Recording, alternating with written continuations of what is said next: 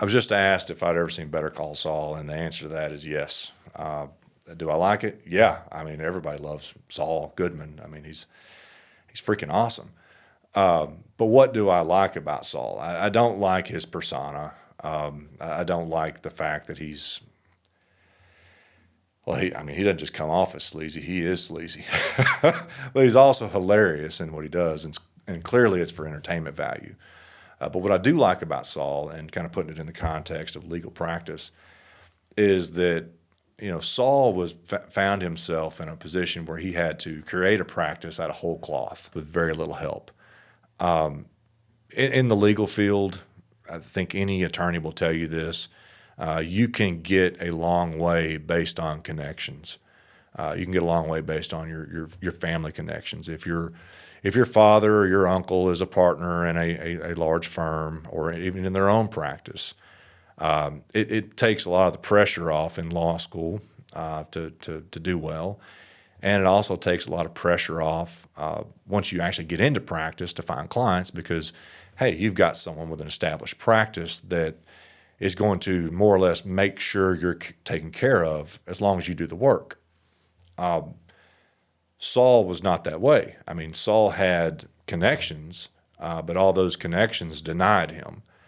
So Saul was kind of left to fend for himself, and what you get is a result of Saul being left to fend for himself.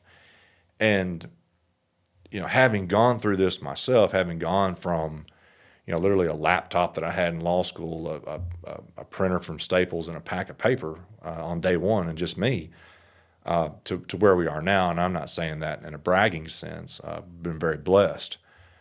But to see that progression and to go through that helps me to identify with what Saul's struggling with.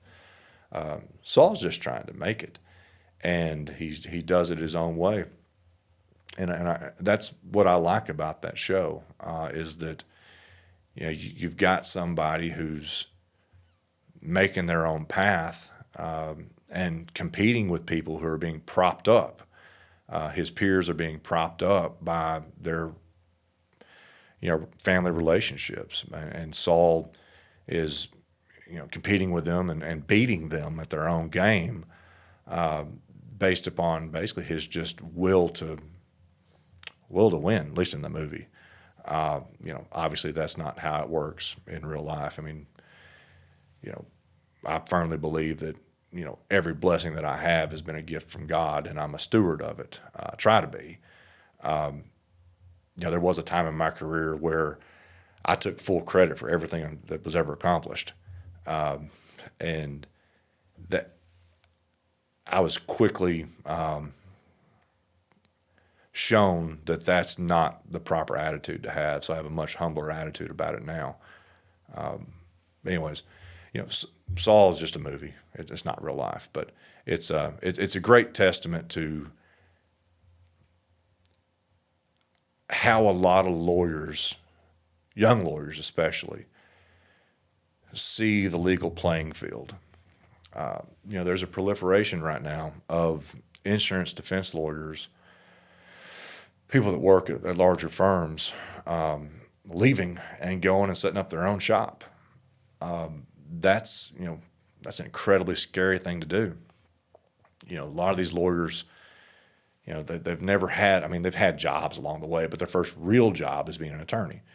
And they may have student debt from undergraduate school. They may have student debt from law school. Most people do. To work 3 to 5 years at a defense firm where they're making good money. They're paying their bills, and they're paying off their debt. That's, some people get upset about what they think attorneys make. Well, they've got a lot of debt that goes along with it, just like any other professional. They're giving up that security to basically go out into the wild and feed themselves.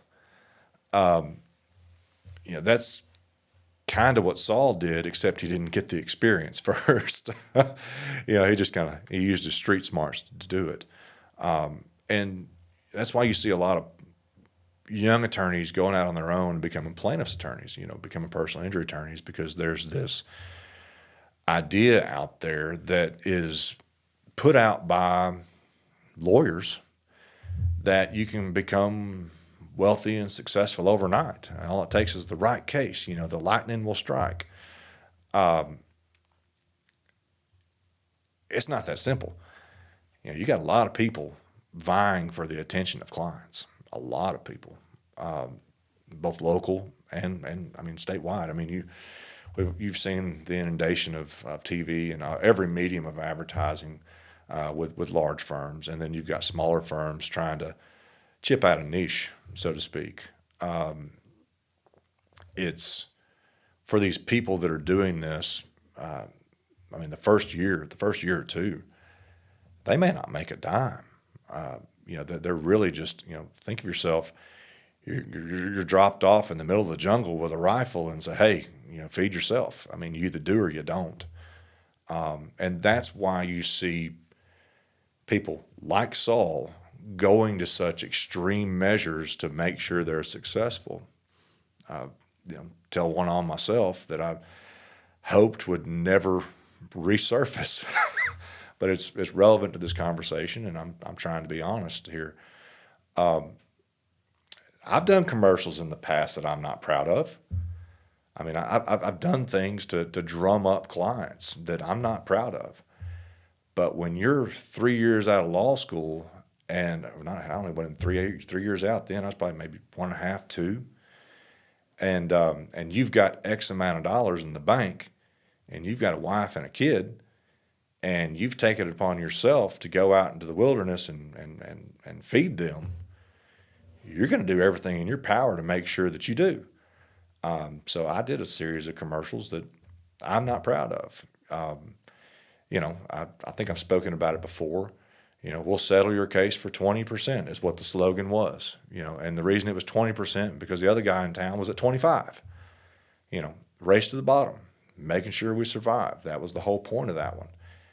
And it was amazing the response that we received. We got a lot of clients in the door, Not clients I was proud of, not cases that I was proud to be associated with, but it were clients that I was making a living off of, so they were my clients. And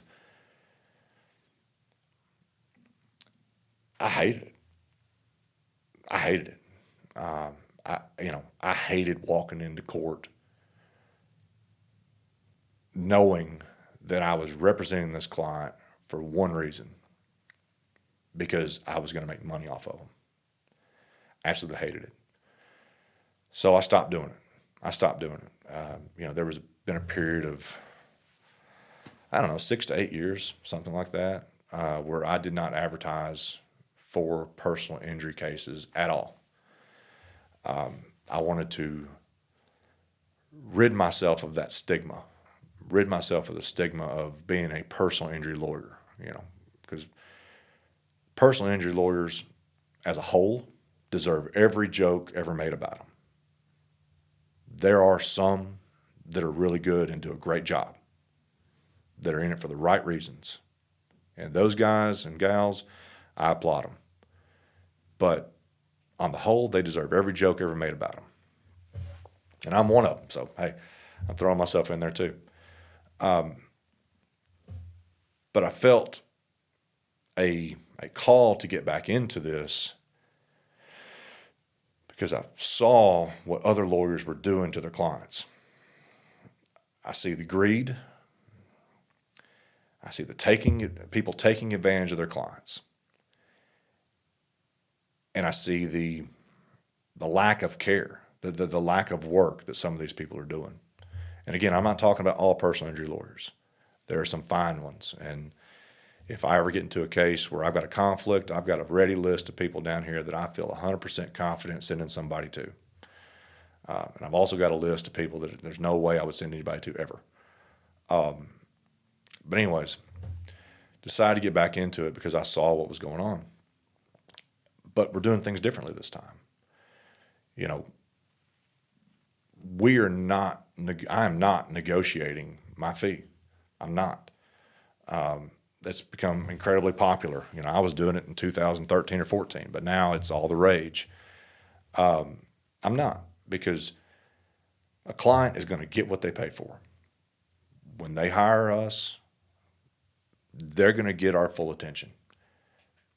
They're going to get what they're paying for.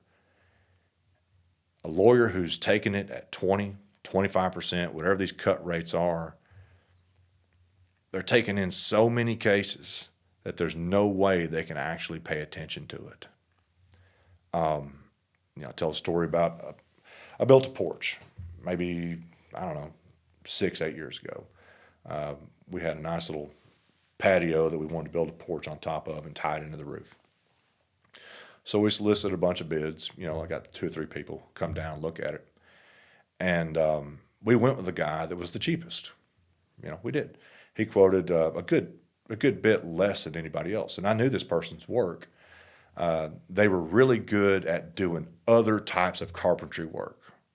All right, I'd never seen a porch they'd built, but I'd seen plenty of other structures they'd built, and I felt confident that they would do a good job at it. Absolute mess. Absolute mess. They could not tie into our roof properly. They just couldn't do it. Ended up having to hire someone else to come back and fix what they had done, and it ended up costing 3 times more than the highest bid. There's 100 stories like that. Everybody's got a story like that. And it all comes back to this: you get what you pay for. If someone is coming to you at a ridiculously low rate, be suspicious of that. Be suspicious of that. We're not going to cut our rates, and we're not going to get involved in cases we're not proud of. I tell my wife this. There was a period of time when we were doing those 25% or 20% commercials that I felt like a snake coming into church. I just felt sleazy and dirty. I couldn't wash it off me. It was so bad, but I'm just not going back to that. I'm just not going back to that. If I can't look myself in the mirror and say, hey, this is a valid case, we're pursuing a valid claim, then I'm not touching it. I'm just not touching it. I think I went way off topic there, but it felt right.